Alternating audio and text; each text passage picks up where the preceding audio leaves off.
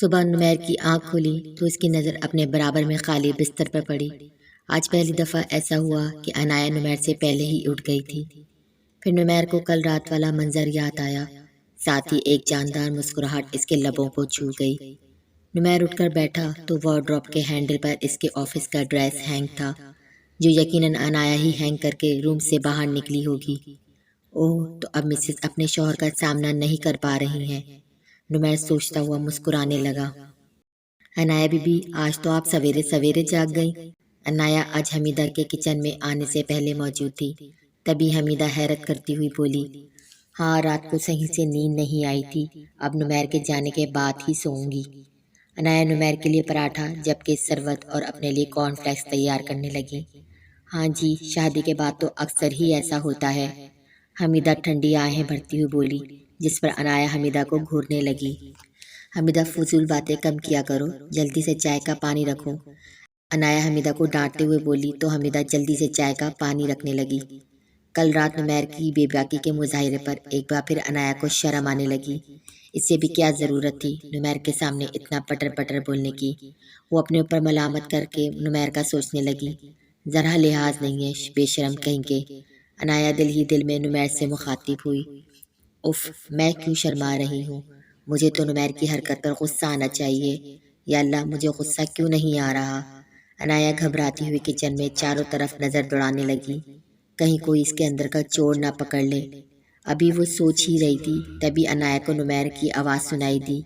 وہ یقیناً کمرے کے دروازے پہ کھڑا اسے پکار رہا تھا۔ عنایا اس کا سامنا نہیں کرنا چاہتی تھی، وہ تو شکر تھا آج صبح اس کی خود ہی آنکھ کھل گئی اور وہ نمیر کے اٹھنے سے پہلے ہی کمرے سے باہر نکل گئی، مگر وہ یہ بھول گئی تھی کہ نمیر اب صبح اس کو دیکھے بنا تو ناشتہ بھی نہیں کرتا تھا، اس لیے سست قدموں سے چلتی ہوئی روم کے اندر جانے لگی۔ آپ نے بلایا؟ نمیر اپنی شرٹ پہن رہا تھا، تب عنایا نے کمرے میں آ کر سر جھکائے اس سے پوچھا، ہاں یہاں آؤ اور جلدی سے میری ہیلپ کرو۔ نمیر اس کے جھکے ہوئے سر کو دیکھتا ہوا بولا، کیا ہیلپ کرنی ہے؟ عنایا اس کے قریب آ کر جھجکتی ہوئی پوچھنے لگی، یہاں اپنی شکل تو دکھاؤ، یہ کیا نالائق اسٹوڈنٹ کی طرح سر جھکایا ہوا ہے؟ نمیر نے باروب لہجے میں بولتے ہوئے عنایا کی تھوڑی پکڑ کر چہرہ اٹھایا، بولیے کیا کرنا ہے؟ نمیر عنایا کو دیکھنے لگا تو عنایا نے اس کی نظروں سے کنفیوز ہو کر پوچھا، ٹائی اٹھا کر لاؤ میری۔ نمیر عنایا کو کہتا ہوا کف کے بٹن لگانے لگا۔ عنایا نے بیڈ پہ رکھی ہوئی ٹائی اٹھا کر نمیر کو دینی چاہی۔ مجھے کیا پکڑا رہی ہو، جلدی سے باندھو اسے۔ نمیر مگن انداز میں اپنے اوپر پرفیوم چھڑکتا ہوا عنایا سے بولا، کس کے، آپ کے باندھنا ہے؟ عنایا بدحواس ہو کر بولی، تو کیا اپنے باندھو گی ٹائی؟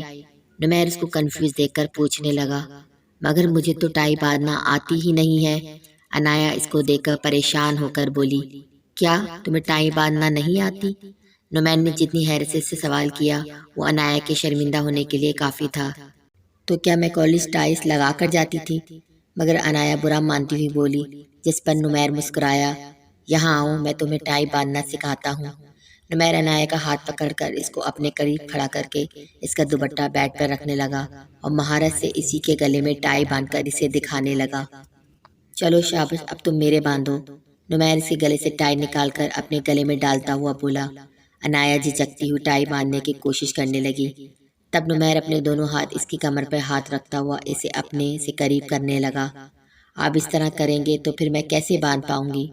عنایا شکایتی انداز میں اس کو دیکھ کر کہنے لگی، اپنی توجہ اپنے کام پر رکھو، میرے اوپر نہیں، باندھو جلدی سے۔ نمیر روبدار لہجے میں اس سے کہنے لگا، اسے بھی چن کر شوہر ملا تھا جو اسے تنگ کرنے کا موقع ہرگز ہاتھ سے جانے نہیں دیتا تھا۔ عنایا دوبارہ سے ٹائی باندھنے کی کوشش کرنے لگی، مگر نمیر کی مسلسل اپنے اوپر اٹھنے والی نظروں سے وہ نروس ہونے لگی۔ نمیر کی نظریں اسے یہ احساس دلا رہی تھیں کہ وہ بغیر دوپٹے کے اس کے بےحد قریب کھڑی ہے۔ نہیں، مجھ سے نہیں بندھے گی یہ ٹائی، آپ خود باندھیں اسے۔ عنایا نمیر کو کہنے کے ساتھ ہی اپنا دوپٹہ اٹھا کر روم سے جانے لگی۔ عنایا کو معلوم تھا وہ جان بوجھ کر اسے پریشان کر رہا ہے، جب تک تم ٹائی نہیں باندھو گی اس کمرے سے باہر نہیں جا سکتی۔ نمیر کی بات پر عنایا کی رونے والی شکل ہو گئی، مجھ سے نہیں بندھے گی نمیر، آپ کوئی اور کام بول دیں۔ عنایا بے چارگی سے دیکھتی ہوئی کہنے لگی، گویا کبھی کبھی وہ اسے بہت پریشان کرتا تھا، تب عنایا کا شدت سے دل چاہتا تھا کہ وہ اس کا گلا ہی دبا دے۔ ٹھیک ہے پھر یہاں آؤ۔ نمیر کی بات سن کر وہ شکر عطا کرتی ہوئی اس کے پاس کم سے کم ٹائم آنے سے تو جان چھٹی۔ عنایا کے قریب آنے پر نمیر نے دوبارہ عنایا کی کمر پر اپنے ہاتھ رکھے۔ قسمی نمیر کے پہلے سے بھی زیادہ خطرناک کام پر عنایا نے پوری آنکھیں پھاڑ کر اسے دیکھا، جبکہ نمیر اسے بالکل نارمل انداز میں اپنا دوسرا کام بتا چکا تھا۔ نہ جانے وہ کیوں اسے صبح صبح تنگ کر رہا تھا۔ مجھے ناشتہ بنانا ہے، عنایا بولتی ہوئی اس کے ہاتھ اپنی کمر سے ہٹانے لگی، مگر نمیر کے آگے اس کی زور آزمائی نہیں چلی۔ کس کرو گی یا ٹائی باندھو گی، جلدی بتاؤ۔ نمیر اس کو مزید خود سے قریب کرتا ہوا پوچھنے لگا۔ میں رات تک ٹائی باندھنے کی پریکٹس کر لوں گی، اگر کل صبح نہیں باندھ سکی تو آپ کو کس کروں گی، عنایا ایک سانس میں تیزی سے بولی۔ نمیر کے ہونٹوں پر ایک دم مسکراہٹ آئی۔ اسمارٹ گرل، اگر کل صبح تم ٹائی نہیں باندھ سکی تو میں ایک کس پر تو ہرگز گزارا نہیں کروں گا، نمیر میں نے خیاضی سے اس کو دیکھتا ہوا بولا اور عنایا کو اپنی گرفت سے آزاد کیا۔ عنایا فوراً کمرے سے باہر نکل گئی۔ یہ تم صبح صبح نمیر کے کمرے میں کیا کر رہی تھی؟ ابھی وہ اپنی سانس بھی بحال نہیں کر پائی تھی۔ نہال اپنے کمرے سے نکل کر عنایا کو دیکھتا ہوا بولا، جس پر وہ گھبرا کر نہال کو دیکھنے لگی۔ جی، وہ مجھ سے نمیر کو کام تھا، عنایا ہکلاتی ہوئی بولی۔ یہ نمیر تمہارے لیے نمیر بھائی سے نمیر کب ہو گیا؟ نہال فوراً اس کا جملہ پکڑتا ہوا بولا۔ شاید جلدی میں منہ سے نکل گیا، دھیان نہیں دیا میں نے، عنایا مزید گھبراتی ہوئی اسے وضاحت دینے لگی۔ وہ کہاں پھنس چکی تھی، بے بسی سے سوچنے لگی۔ دھیان تو واقعی اب لگتا ہے تمہارا مجھ پر نہیں رہا، مگر مجھے اب بھی تمہارا خیال ہے۔ یہ بتاؤ ہاتھ کا درد کیسا ہے تمہارا؟ نہال اس کو غور سے دیکھتا ہوا پوچھنے لگا۔ نہال کو لگا جیسے عنایا میں کچھ چینج آیا ہے، مگر وہ سمجھنے سے قاصر تھا۔ ہاتھ کا درد تو ٹھیک ہو گیا ہے، چلے آئے ناشتہ کر لیں۔ وہ نہال کی توجہ اپنے اوپر سے ہٹا کر ناشتے کی طرف لگاتی ہوئی بولی تو نہال ڈائننگ ٹیبل پر چلا آیا۔ عنایا بھی چیئر کھسکا کر بیٹھ گئی۔ حمیدہ ماما کہاں ہے؟ ناشتہ ٹیبل پر رکھتی ہوئی حمیدہ کو نہال نے مخاطب کیا۔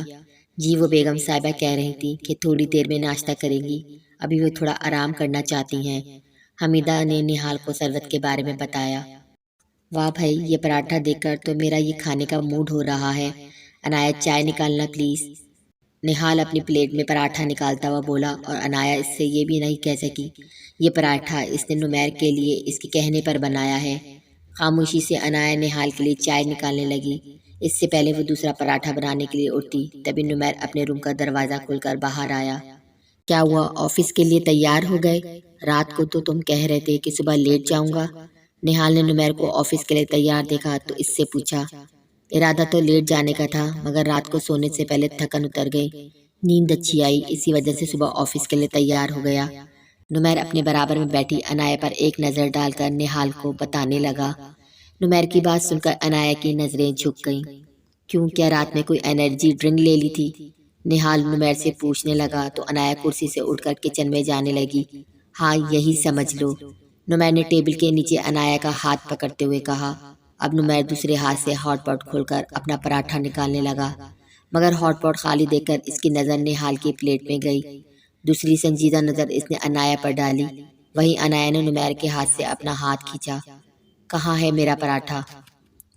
نمیر عنایا کو دیکھ کر سنجیدگی سے پوچھنے لگا۔ نہال جو کہ اپنے ناشتے میں مگن ہو چکا تھا چونک کر سر اٹھا کر نمیر کو دیکھنے لگا۔ اوہ، یہ پراٹھا تم نے اپنے لیے بنوایا تھا؟ مجھے معلوم نہیں تھا، تم چاہو تو یہ لے سکتے ہو، نہال نے نمیر کو دیکھتے ہوئے کہا۔ اسے نمیر کی طبیعت کا اندازہ تھا، وہ اپنی چیزوں کے معاملے میں شروع سے ہی احساس تھا۔ نوفل اور نہال تو ایک دوسرے سے اپنے کپڑے اور دوسری چیزیں وغیرہ شیئر بھی کر لیتے تھے، مگر نمیر بچپن سے ہی اپنی چائے کا مگ تک کسی دوسرے کو نہیں دیتا تھا۔ نہیں، یہ تم ہی کھاؤ، جاؤ عنایا 5 منٹ کے اندر دوسرا پراٹھا بناؤ، 5 منٹ سے زیادہ اوپر 1 منٹ بھی نہیں ہونا چاہیے۔ نمیر نے نہال کی پلیٹ میں نظر ڈالی جس میں آدھا پراٹھا بچا ہوا تھا، پھر وہ عنایا کو دیکھ کر بولا۔ عنایا نمیر کے چہرے کے تاثرات دیکھ کر فوراً اٹھ کر کچن میں چلی گئی۔ یہ کس انداز میں تم عنایا سے بات کر رہے ہو؟ نہال کو نمیر کا یوں آرڈر دینے والا انداز پسند نہیں آیا، جبھی وہ نمیر کو ٹوکتا ہوا بولا، تم میرے اور اس کے بیچ میں مت بولو اور چپ کر کے یہ پراٹھا کھاؤ۔ نمیر اپنے غصے کو دبانے کے لیے پانی کا گلاس اٹھاتا ہوا بولا۔ وہ اتنے چھوٹے دل کا مالک ہرگز نہیں تھا کہ ایک پراٹھے پر اپنے بھائی سے بچوں کی طرح لڑنا شروع کر دیتا، مگر یہاں بات عنایا کے ہاتھ سے بنی گئی چیز کی تھی جو اس کی بیوی نے خاص اس کے لیے بنائی تھی۔ اس لیے نہال کے پراٹھا کھانے پر نمیر کو جلن کا احساس ہونے لگا۔ کیا مطلب ہے تمہاری بات کا؟ اس کا اور تمہارا بیچ نوکر ہے وہ تمہاری، یا پیسے دے کر خریدا ہے تم نے اسے جو تم اس پر اپنا حق جتا رہے ہو؟ نہال کو نمیر کی بات سن کر غصہ آیا۔ حق صرف نوکر یا غلاموں پر نہیں جتایا جاتا نہال، نمیر بولتا ہوا پانی کے ایک گھونٹ بھرنے لگا۔ ان دونوں کے بیچ میں بحث شروع ہو گئی، جس کی آواز عنایا کچن میں اچھی طرح سن سکتی تھی۔ ان دونوں کے غصے میں آوازیں سن کر عنایا کے ہاتھ پاؤں پھولنے لگے۔ وہ جلدی سے پراٹھا لے کر کچن سے باہر آنے لگی۔